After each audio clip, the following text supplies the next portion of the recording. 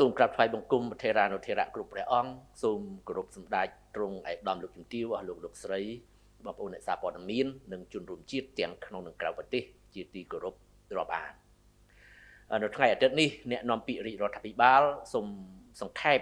ជូនបងប្អូនជនរួមជាតិជ្រាបអំពីព្រឹត្តិការណ៍សំខាន់ប្រចាំសប្តាហ៍ពាក់ព័ន្ធទៅនឹងកិច្ចការពីបូរណភាពទឹកដីដែលផ្សារភ្ជាប់ជាមួយពិធីបុណ្យចូលឆ្នាំថ្មីប្រពៃណីជាតិដែលមានដូចតទៅ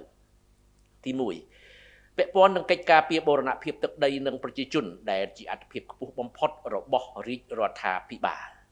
នៅមុនពិធីបុណ្យចូលឆ្នាំថ្មីមកដល់សម្ដេចមហាបវរធិបតីហ៊ុនម៉ាណែតនាយករដ្ឋមន្ត្រីនៃប្រជាណាចក្រកម្ពុជាបានបញ្ចេញសារមួយតាម Facebook ដោយរំលឹកថាចាប់តាំងពីបទឈប់បាញ់នៅខែធ្នូឆ្នាំ2025រហូតមកទល់ពេលនេះទាំងភាគីកម្ពុជានិងភាគីថៃបានប្រកាន់ជំហរគោរពខ្លឹមសារនៃសេចក្តីប្រកាសរួមនៃកិច្ចប្រជុំពិសេសលើកទី3របស់គណៈកម្មាធិការព្រំដែនទូទៅ GBC រវាងកម្ពុជានិងថៃថ្ងៃ27ធ្នូឆ្នាំ2025ក្នុងន័យនេះកម្ពុជាសង្ឃឹមថាភាគីថៃនឹងបន្តគោរពខ្លឹមសារនៃសេចក្តីប្រកាសរួមជាពិសេសត្រង់ចំណុចទី3ដែលចែងថាភាគីទាំងពីរបានឯកភាពគ្នាថារាល់កិច្ចព្រមព្រៀងនៃសេចក្តីប្រកាសរួមនេះមិនត្រូវធ្វើឲ្យប៉ះពាល់ដល់ការងារខណ្ឌសីមាព្រំដែននិងព្រំដែនអន្តរជាតិរវាងប្រទេសទាំងពីរនោះទេ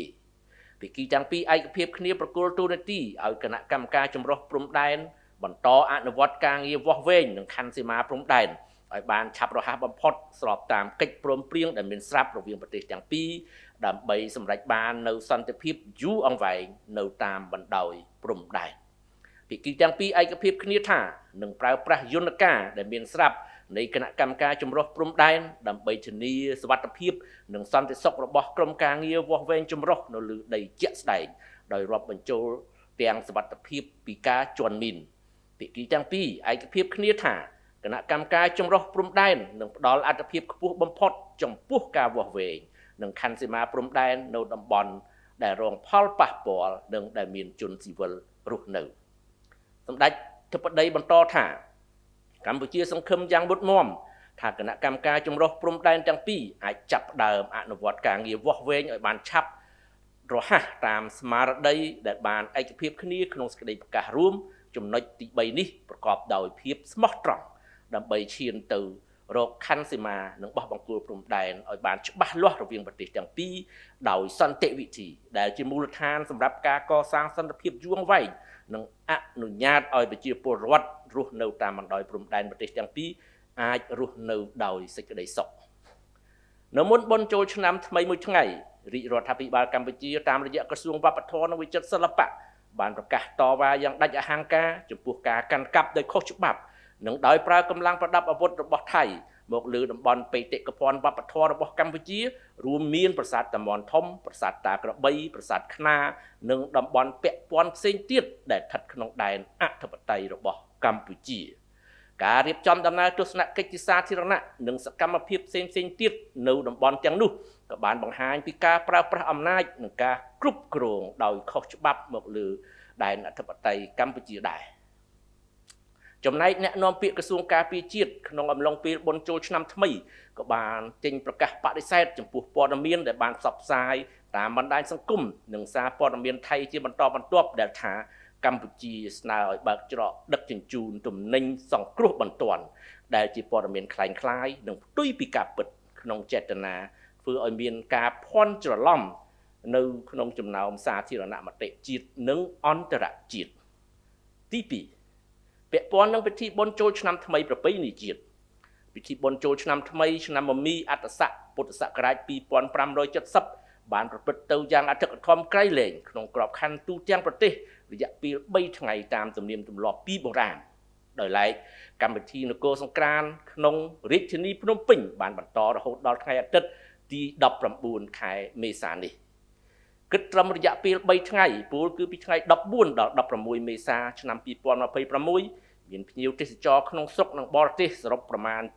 ជាង21លាននាក់ឯណោះបានដើរលេងកម្សាន្តតាមបណ្ដារាជធានីខេត្តទូទាំងប្រទេសទន្ទឹមនឹងក្តីសប្បាយរីករាយនេះរាជរដ្ឋាភិបាលនិងប្រជាពលរដ្ឋទាំងក្នុងនិងក្រៅប្រទេសមិនភ្លេចឡើយកាតព្វកិច្ចការពារបូរណភាពទឹកដីនិងប្រជាជនដែលចាត់ទុកជា អត្ថភាពខ្ពស់បំផុតរបស់រាជរដ្ឋាភិបាលសមរភូមិក្រោយនិងសមរភូមិមុខត្រូវបានផ្សារភ្ជាប់គ្នាយ៉ាងជិតស្និទ្ធស្អិតរមួតតាមរយៈការចែករំលែកការសប្បាយរីករាយការលំបាកនិងការផ្ញើសារសួរសុខទុក្ខក៏ដូចជាការចែករំលែកអំណោយជាសម្ភារៈថវិកានិងមនោសញ្ចេតនានឹករលឹកដល់វីរៈយុទ្ធជនជួរមុខក៏ដូចជាបងប្អូនប្រជាពលរដ្ឋភាគសឹកដោយដែលសម្ដេចតេជោប្រមុខរដ្ឋស្ដីទីនិងសម្ដេចបវរធិបតីនាយករដ្ឋមន្ត្រីតែងតែបញ្ជាក់ម្ដងហើយម្ដងទៀតថាអ្វីត្បិតតែយើងមានបញ្ហាព្រំដែនប៉ុន្តែយើងមិនត្រូវបណ្ដោយឲ្យវិស័យផ្សេងទៀតជាប់គាំងលែងដំណើរការនោះឡើយផ្ទុយទៅវិញកាន់តែឈឺយើងកាន់តែខិតខំប្រឹងប្រែងក្រោកឈរឡើងដើម្បីពង្រឹងខ្លួនរួមសាមគ្គីជាធ្លុងមួយនៃមហាគ្រួសារខ្មែរដើម្បីជាតិខ្មែរខ្លាំងក្នុងកិច្ចការពារបូរណភាពទឹកដីនិងរួមគ្នាជ្រោងទង់មោទនភាពជាតិនៅលើឆាកអន្តរជាតិក្នុងអំឡុងពេលបុណ្យចូលឆ្នាំថ្មីប្រពៃណីជាតិនេះដែររាជរដ្ឋាភិបាលតាមរយៈសាលារាជធានីភ្នំពេញបានបញ្ចេញរថយន្តក្រុងសាធារណៈរហូតដល់ជាង900គ្រឿងលើផែនការរំពឹងទុកត្រឹមតែ600គ្រឿងប៉ុណ្ណោះក្នុងរយៈពេល6ថ្ងៃគិតចាប់តាំងពីថ្ងៃ12ដល់17ខែមេសាមានបងប្អូនប្រជាពលរដ្ឋកម្មករកម្មការិនីប្រមាណជាជិត120,000នាក់បានប្រើប្រាស់សេវារថយន្តក្រុងដោយឥតគិតថ្លៃក្នុងការធ្វើដំណើរទៅលេងសុខកំណើតទាំងទៅទាំងមកពីរាជធានីភ្នំពេញទៅកាន់បណ្ដាខេត្តទូទាំងប្រទេសក៏ដូចជាក្នុងរាជធានីភ្នំពេញទាំងមូលអាចនិយាយបានថារាជរដ្ឋាភិបាលគឺជាអ្នកចេញសហុយធ្វើដំណើរជូនប្រជាពលរដ្ឋទាំងជិត12,000នាក់នោះដើម្បីសម្រួលបន្ទុកចំណាយរបស់ពួកគេចំណែកពលរដ្ឋផ្សេងទៀតដែលមិនប្រើប្រាស់សេវារថយន្តក្រុងសាធារណៈក៏ទទួលបានផលប្រយោជន៍ពីវិធានការអន្តរាគមន៍របស់រាជរដ្ឋាភិបាលដែរតាមរយៈការជួយចេញខាតតម្លៃប្រេងសាំងនិងម៉ាស៊ូតនិងបញ្ចុះពន្ធអាករនាំចូលផ្សេងៗលើប្រេងឥន្ធនៈនិងរថយន្តអគ្គិសនីដោយរដ្ឋជាអ្នកចេញខាតរាប់សិបលានឬរាប់រយលានដុល្លារក្នុងមួយខែវិធានការអន្តរាគមន៍នេះមិនត្រឹមតែអាចទប់កុំឲ្យតម្លៃប្រេងឥន្ធនៈហក់ឡើងខ្ពស់បន្ថែមទៀតប៉ុណ្ណោះទេប៉ុន្តែវាបានធ្លាក់ចុះវិញជាបន្តបន្ទាប់ក្នុងអំឡុងពេលបុណ្យចូលឆ្នាំថ្មីនេះបើទោះបីជាទីផ្សារប្រេងអន្តរជាតិនៅតែជួបប្រទះនឹងភាពច្របូកច្របល់ក៏ដោយអាស្រ័យហេតុនេះសូមបងប្អូនជនរួមជាតិជ្រាបជាព័ត៌មានបាទសូមអរគុណនិងសូមគោរពលាតែប៉ុណ្ណេះ